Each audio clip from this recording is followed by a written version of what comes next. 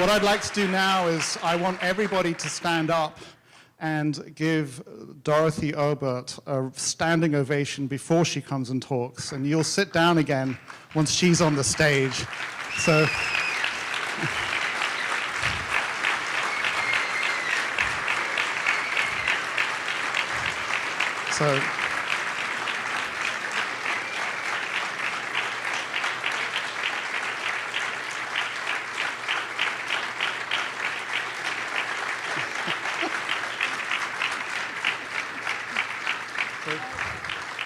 okay, you're allowed to sit down again.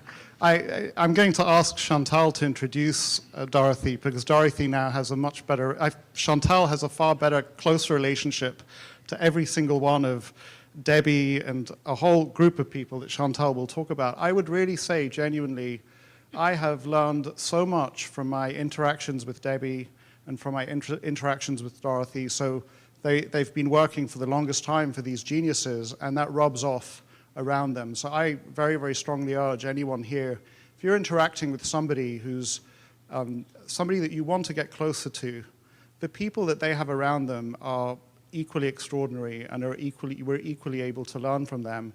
I don't think I would have been able to attract Chantal into my life if I'd not studied what Debbie and Doerthe were doing around the people that they worked for. And so with that, and I'm going to, while Chantal introduces Doerthe, I'm going to give Doerthe a hug because she deserves it. All right, for those of you who don't know me, I'm Chantal Hackett. I am very proud to be the Chief of Staff for Guy Spear at Aquamarine. I learned what a Chief of Staff is because I learned it from you. Yes, Beverly, you taught me what that was. So once a year at Aquamarine, we organize an event called VALUEx in Kloosters, where we share value investing ideas with sharing in the group.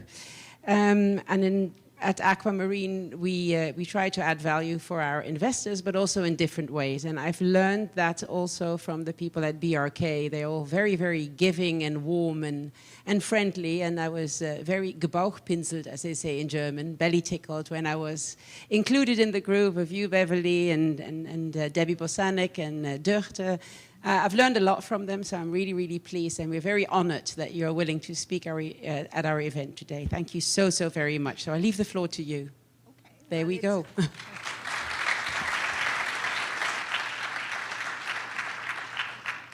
Well, it's my pleasure, and thank you for inviting me. Is this okay? There we go. Yeah. Okay. Well, it's a lot of fun to listen to the people who talked before me, how they got to know Charlie Munger and how hard it is to get on the calendar. And of course, they had to go through me, you know. And the standard was, 10, 15 minutes. And photography or not. And it was up to Mr. Munger if he wanted to extend it or not. But during the annual meetings, we couldn't extend it, you know. It was boom, boom, boom. But you know, I didn't have to open a door. Mr. Munger came to me and asked me if I would work for him. You know, we saw each other in the hall, but anyway, so he came and I said, fine. But I'm German and my family is in Germany and Christmas is a big time. And I said, well, I have to go home for Christmas. And if you don't like it, I can't take the job. He says, oh no, you can go.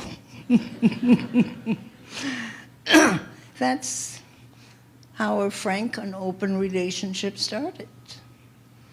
You know, it was very frank. Our offices were next to each other. And sometimes I thought, well, it's so quiet. It was only the two of us. And it's like a Christian Science reading room. And then I hear this voice, Doerthe. I think he just called out to see if I was still there.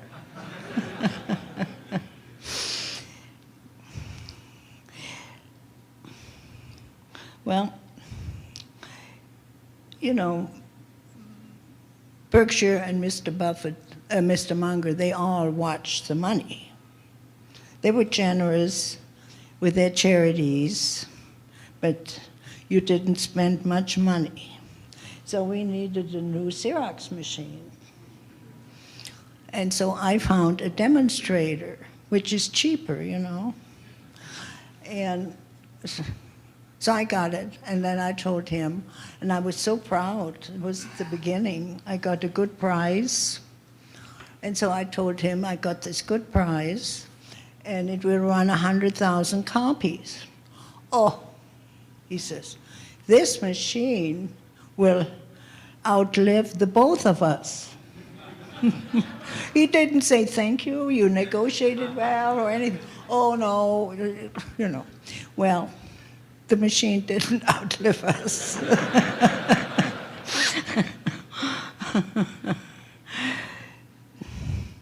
So I don't know, Mr. Munger wrote the book, Damn Right, with Janet Lowe many years ago. And he really wrote it. It was the three in the office. Mr. Munger in his office, myself in front of my computer, and Janet Lowe next to me with her computer. And he did write everything in longhand. Not the best scriptures. And so we would start early in the morning, and he gave me the papers, and I put it in, and Janet was, you know, transferred into the format of her book. So then he got up, you know, he wanted me just to get this done. Doerthe, would you like some coffee? I thought, what? Mostly it's the other way around, you know, get me some coffee. Well, I knew this was serious. And, you know, Mr. Munger could eat what he wanted to eat. Well, of course, you know, being from Omaha, he loved his steaks. But he wasn't a gourmand.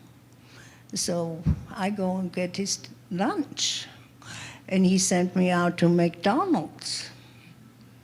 And I thought, oh my God, how can you eat this, you know?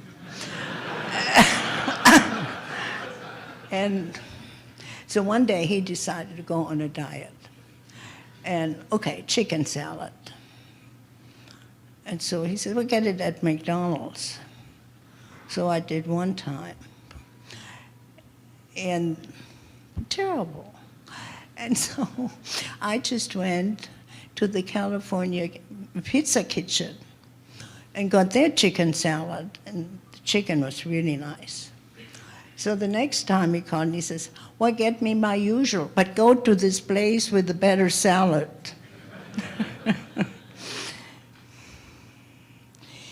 And,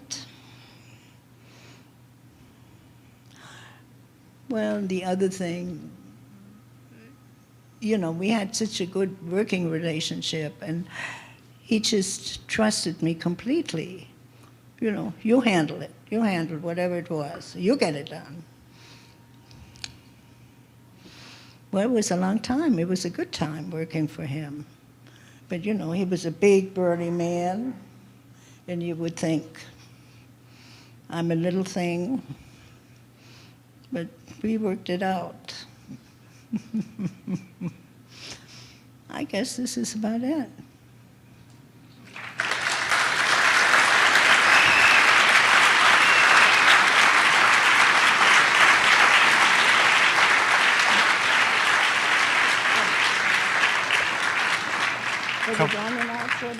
Ein paar Fragen.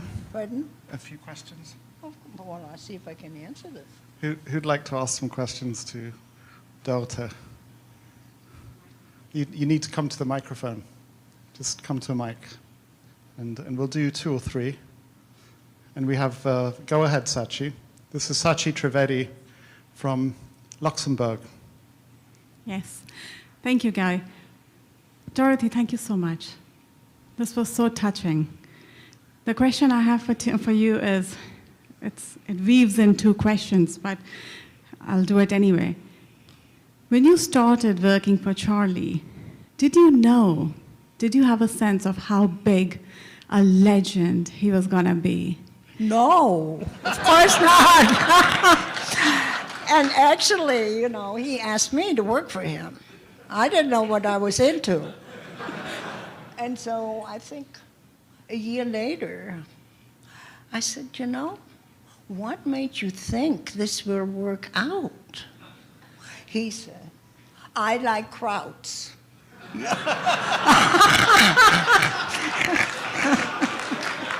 Yeah, I like krauts too. You know, Well, he's got good taste.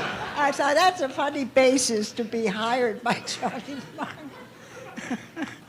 I guess there was a little more than just being a crowd, you know. But after 31 years, okay. Okay, then my second question is, what is the one thing that you think really made Charlie who he is, and something that all of us can imbibe and, you know, can inculcate in ourselves today? Ask it again.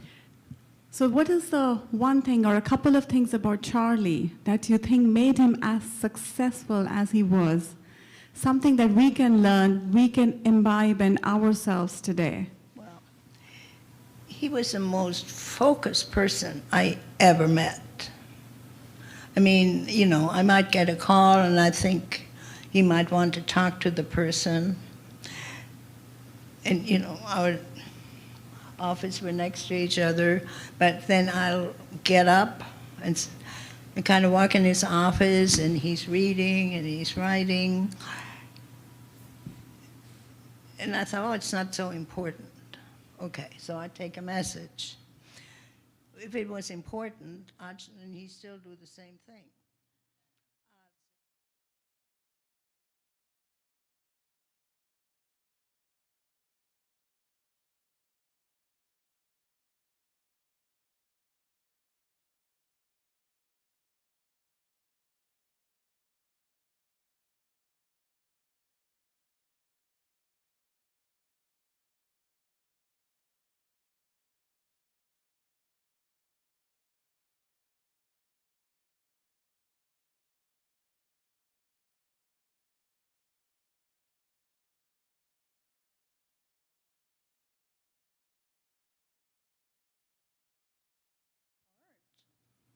He just continued.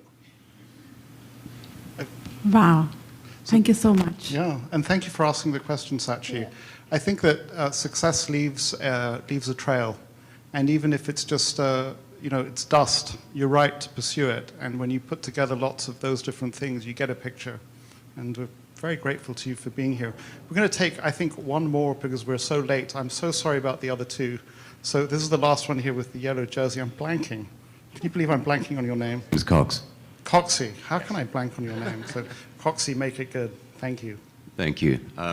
Firstly, thank you again for being here. I really appreciated it. I am the CEO of a company myself, and I failed at having a good relationship with my executive assistants for the first 8 attempts. And similarly, perhaps to your story, I asked a young girl who was still at university to be my executive assistant 2 years ago, and she is still my executive assistant, and she's finishing university, and I just wondered if you had any advice for her, given you've been on such an incredible path yourself.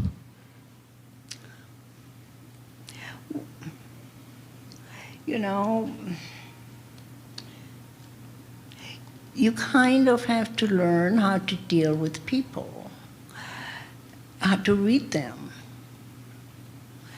And I'm told I'm very good at that. I'm sorry, I'm not trying to put a halo around me.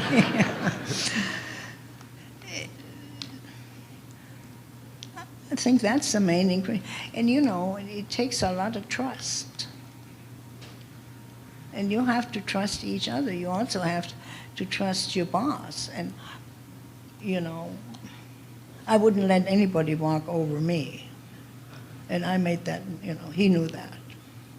So, and he wouldn't challenge me.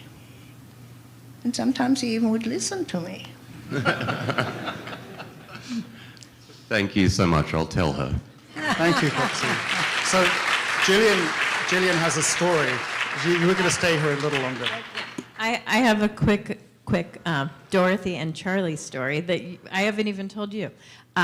So when I was working on my book, one of the other participants is Frank Gehry, the architect. And because Charlie was known to be into architecture, Frank somehow said to me, "Oh, you have Warren Buffett in there. You know who I would love to meet is Charlie Munger. I've always wanted to meet him." So I thought, and asking if I could do anything to help with that.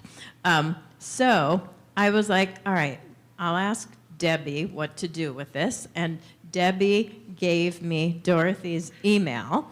And I wrote this letter on behalf of Frank Gehry to see if Charlie Munger might take a meeting with him. And this shows how focused Charlie is and what a good match the two of you were. I got a response from you, and it was one word: regrets. And it was on the email. It was on the email, and I just had to scan it. No, Mr. Munger he designed all these dorms in Michigan, and then for the Catholic in Santa Barbara, the University of Santa Barbara. But Gehry was not his favorite architect. No. So, ladies and gentlemen, it's time for lunch. I'd like you to give her another standing ovation. Oh, no. Thank you, Dorothy, for everything you've done for us and for Charlie.